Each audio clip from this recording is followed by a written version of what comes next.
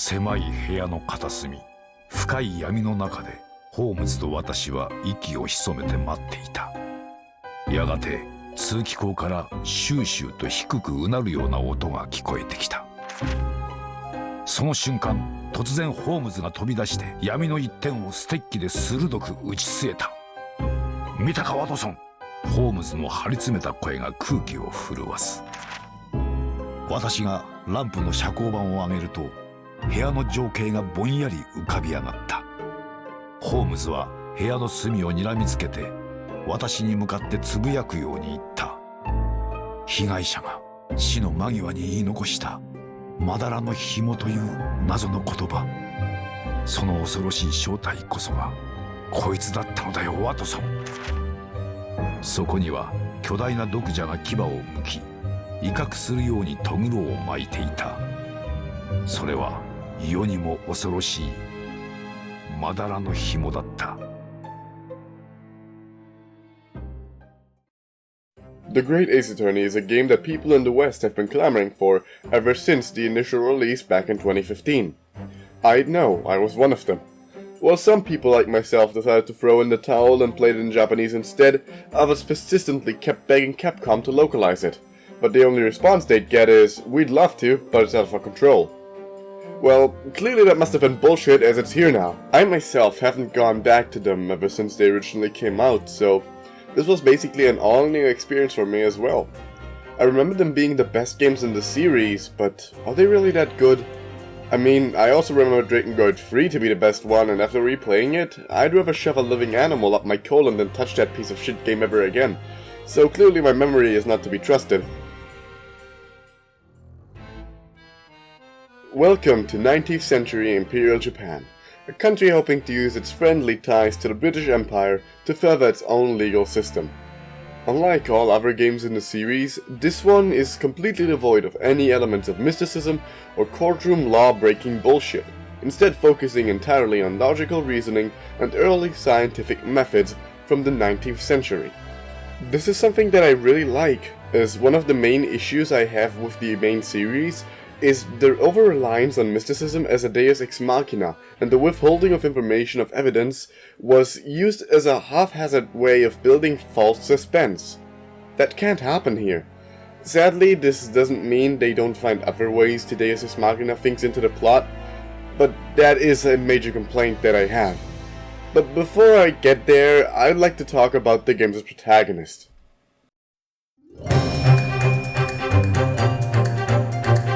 Ryunosuke Naruhodo is quite the interesting main character for the series, as he's a complete stranger to the courtroom. He's not a lawyer, nor is he studying to become one. That role goes to his best friend, Kazuma Azogi.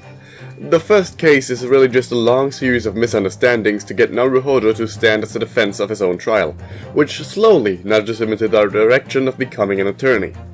His general growth throughout the series is also incredibly well done, as you periodically see him adapting the movements and quirks of those around him, like slamming on the desk with one arm or leaning back on his sword, as well as becoming a lot more confident in his own abilities, which can be seen from his steady straightening back throughout the trials and the very rare appearances of his lost composure animation by the end of the second game. It is done excellently, and he quickly grew into my favorite protagonist in the series, though it's not like that's a difficult thing to achieve. The first case is an incredibly strong opener, and serves as a great driving force for the rest of the duology, involving the murder of a British gentleman by the name of John H. Wilson. His name is Wilson. So anyway, starting with case 2, the game introduces its protagonist, Sherlock Holmes. We'll get to this in a bit, but I'd like to talk about the setting a bit more first.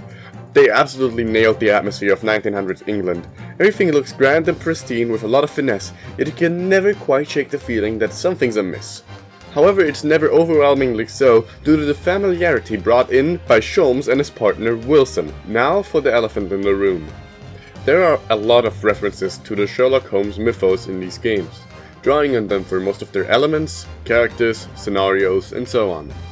While most of the names went completely unchanged, for instance Tobias Rexon, Inspector Lestrade, the Garradebs, and so forth, there are two exceptions to this, Holmes and Watson themselves, having been renamed to Sholmes and Wilson.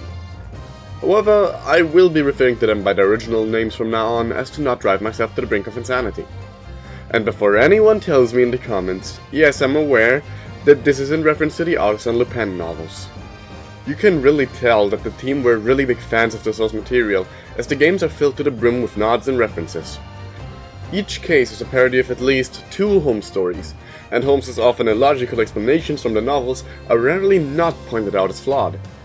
Yet, it is never in any disrespectful manner, as Holmes is always on the right track, yet simply lets his own creativity get the upper hand. He's a genius, but he's not flawless, making this my favorite humanization of the character in modern fiction, as opposed to the perfect super genius whom everyone loves, like, say, in the awful BBC Sherlock show. My favorite example of this is in Case 2, The Adventure of the Unbreakable Speckled Band, a parody of both The Adventure of the Speckled Band, as well as A Study in Scarlet, the very first Holmes story. I cannot actually show you the reference as a part of this video due to spoilers, however, the similarities will be immediately noticeable to anyone that has read either story. It's really well done, as even the wrong deductions are properly explained later on in the game, as they make for far more interesting stories and were thus used for the novels instead. Aesthetically speaking, the entire game takes on a very distinct sepia-esque color palette, in line with its setting and time period.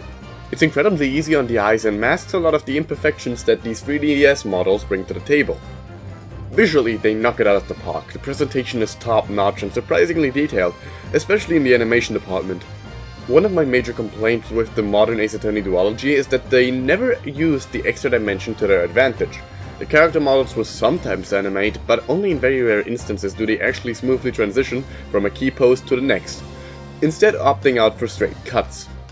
I've always hated this, as it effectively makes the jump to 3D unnecessary. The Great Ace Attorney doesn't do this, instead it has detailed animations and transitions for every pose from every position, and it's as smooth as butter. There's even a 60 FPS mod for the PC release that makes everything even smoother, but I don't think it's all that big a deal considering this is just a visual novel.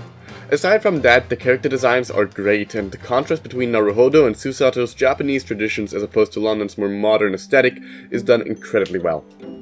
The same applies to the music, however that's something I'd like to talk about more later. For now, let's get back to the characters for a bit. I already touched on Naruhodo, but the entire main cast is excellent. Asogi serves as a great supporting cast member and helps humanize Ryunosuke without falling behind like Larry did in the first game.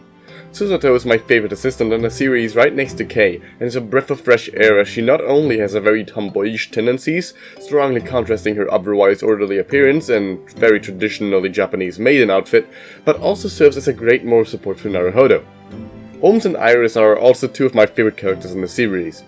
As mentioned earlier, Holmes isn't perfect, which humanizes him a lot, however, his eccentric nature is really well presented here. He often makes a habit of clinging onto things, hanging from walls, or making big deals out of the most minor inconveniences. The only things that bother me with him is the lack of a mention of his cocaine addiction. However, that was a major flaw in the original stories, and a big part of his character. But really, I can't say I'm surprised. It's not here, as they have to draw a line somewhere. This is not an adults-only game after all. Though he does still often act like he's under the influence, so maybe he does take it. I don't know, I'm not Joe Capcock. This is easily my favorite modern adaptation of the character, not as a detective but as an individual, and the fact that the game refuses to ever involve major, very popular figures, such as Moriarty, greatly enhances this, I believe. Almost every character in the game from the novels that makes a direct appearance is either a minor character turned into a major one, such as Tobias Drexen, or a major character turned into a more subdued role, like Inspector Lestrade becoming Gina. It's great stuff. Iris, on the other hand, functions as the perfect genius the world believes Holmes to be. However, with a major flaw that helps round out her character in a more subdued way than just having her be a plot device. Childlike naivety coupled with Holmes' enormous ego. All around there's an excellent core cast, but of course no protagonist is complete without an equally strong rival. And while Holmes gets Gregson in these games, Naruhodo gets Baroque van Zieks. This man is my favorite character in the entire franchise. Hands down. He serves as a breath of fresh air in a series where every rival up until now was purely focused on winning. Van Zieks doesn't care about that, instead pursuing the same objective as Naruhodo, the truth. It's not uncommon for a case to be supposed to end prematurely as the defendant's innocence has already been proven, yet is prolonged by both the defense's and the prosecution's insistence. On top of that, he is incredibly menacing. The Reaper's Curse rumor helps immediately establish his presence. His facial expression almost never changes, making the rare times when it does feel very special. His Gothic-inspired design is also incredibly memorable, and he's generally fantastically written, especially when it comes to his incredibly racist tendencies that he refuses to let get in the way of the truth. You really get a feeling that he slowly begins respecting Naruhodo more as the games go on. He also has my favorite theme in the game, bar none, with a great mix of classical instrumentation and a Gothic note progression.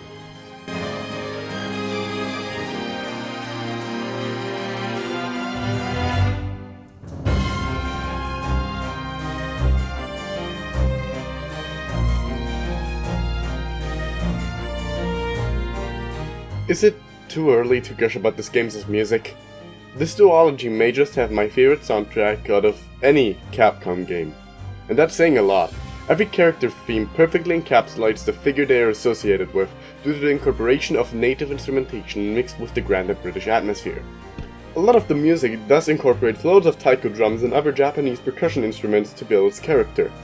I'd go deeper into this, however I really can't put it better than the composers themselves, who have made several little notes in the extras section of the game for every single song, including beta versions. I very highly encourage you to go through them all. Often it feels like people forget that there are actual individuals behind each and every song you hear, and things like these just help me appreciate that so much more. Enough beating around the bush, let's talk gameplay. If you've played an Ace Attorney game before, you know exactly what you're in for. For starters, the investigation segments remain virtually unchanged, barring the removal of the Magatama. A change I couldn't give less of a shit about. It's your basic point and click and, thankfully, generally shows you what you have and haven't examined already. However, despite the lack of small changes, there is a brand new addition here. The course corrections. As mentioned earlier, Holmes is prone to a lot of rash and error-filled deductions. This isn't to say he's wrong, as all of his deductions have always got the right idea. It is merely in the details that he fumbles, which is where Naruhodo comes in, taking up the role as Watson. You partner up with Holmes and fill in the holes his deductions leave behind. It's incredibly cool and used very well over the course of the games, greatly helping spicing up the otherwise repetitive loop of examining and talking. In court, a lot has changed. Gone are the gimmicks like Twitch reading or the emotion matrix, and gone are outdated autopsy reports. We're back to a regular battle of logic and wits with old methods you'd expect from the 1900s. Fingerprints can't be made out, there's no way to differentiate human and animal blood, there are no such things as ballistic markings and so on. Even in the times where Holmes and Iris just casually invent some of these modern investigation methods with their Deus Ex Machina superpowers, they're never accepted as true facts in court. After all, there's no way of proving they didn't just make it all up. You really have to get into the 1900s mindset, and that's awesome, as it means that the developers fully understand their setting and use it to their own advantage to obscure information from the player without lying to them about it. This is mystery writing at its finest. Aside from this, there was also a gameplay addition in the form of the jury system. Every case features 6 random citizens as jurors, who will ultimately decide the fate of the trial. If all of them are convinced that the defendant is guilty, you will be forced into holding a closing argument. What this means is that in order to convince the jurors that the trial must go on, you first have to put their contradicting arguments as to why it should end against each other. It's a relatively small addition that doesn't get used too often, but it's used effectively enough to spice up the court segments. Another major part as to why I believe these games to be so good is the story. It is fantastic. Every twist is foreshadowed and pulled off masterfully. Every major question resolved in a satisfying manner, and any and all loose ends are tied up perfectly. There is no filler in the great Ace Attorney, and that allows them to really go off the wall with the characters, their respective backstories, and their involvement, or lack thereof, in the grander plot, as well as the connections to the original Holmes mythos. It is easily my favorite story out of any Ace Attorney game, and cases 1, 3, and 2, 5 specifically simply blew me away. Your expectations are toyed with constantly, and there is nothing more satisfying than finally piecing the puzzle pieces together. Kudos to the writing department, as they absolutely killed it. Aside from the main story, the collection also features The Great Escapades, a collection of several short episodes that take place during the events of the main game. They're just fun little distractions, but still worth checking out. So, what's the final verdict on these games? Absolutely phenomenal. This collection not only reaffirmed my memories of these being the best games in the series, but it completely blew them out of the water. This is why I can safely say that, without shadow of a doubt, The Great Ace Attorney 2, The Resolve of Ryunosuke Naruhodo, is the best game in the Ace Attorney franchise. Now, I'm assuming that you've watched this far as you've not yet played the games and wish to go on completely blind. That's fine. The rest of the video will still be here for you once you beat them. For anyone else who simply doesn't care about spoilers or has already beaten them, I would now like to welcome you to the spoiler portion of this video. You have been warned.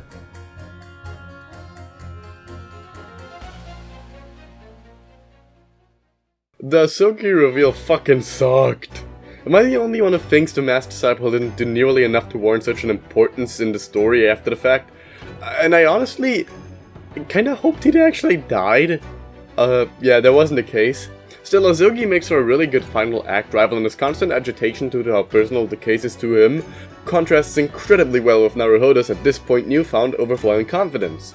It makes for an excellent battle of wits, and it was really cool. I also absolutely lost my shit when it turned out McGundle was guilty after all.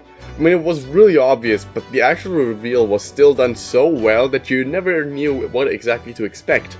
The Baskervilles mystery was also pulled off incredibly well, especially the part with Iris's relation to Van Zieks, and how they pulled it off just really made him crack a bit.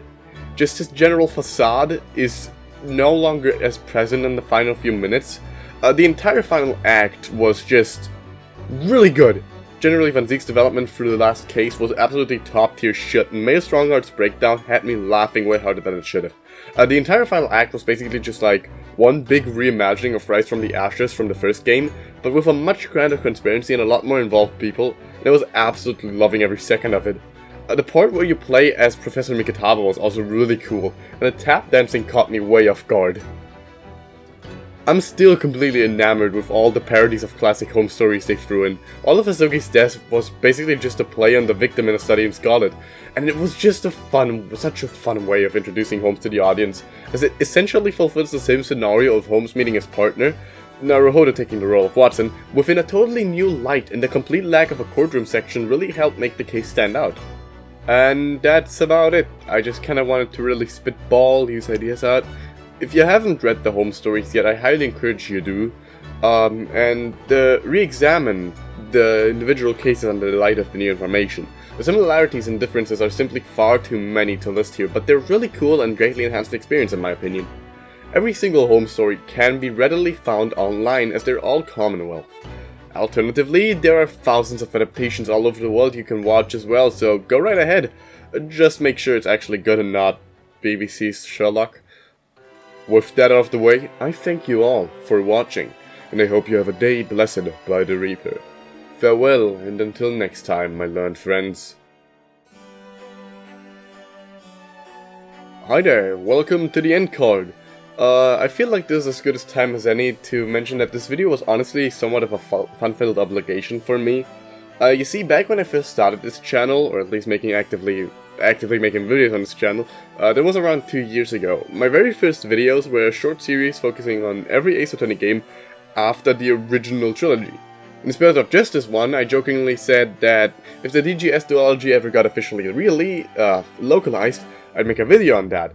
In truth, I had already been working on one, utilizing the first games as fan translation, but I ultimately scrapped it as I simply wasn't a fan of how they were turning out. I also ended up taking those videos down from the channel as they were absolutely horrible. But honestly, I'm kinda glad I was able to tie this little knot in the small saga, you know? It's satisfying in a way. I doubt anyone even watches my videos, so probably no one will notice, but who knows, I may just be pleasantly surprised. Anyway, have a good one and take it easy. Cheers!